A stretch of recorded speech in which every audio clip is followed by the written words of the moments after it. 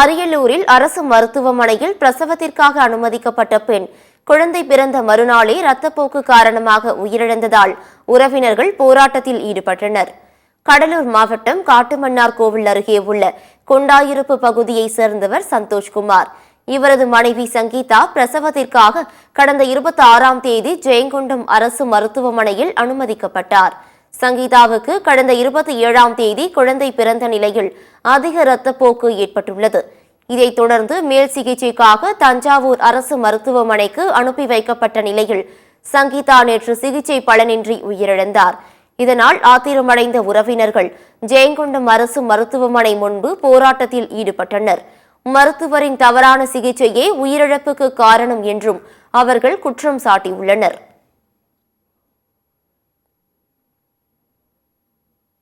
காலையில் 6 மணிக்கெல்லாம் ஆப்ரேஷன் தேட்டருக்கு வர சொன்னாங்க.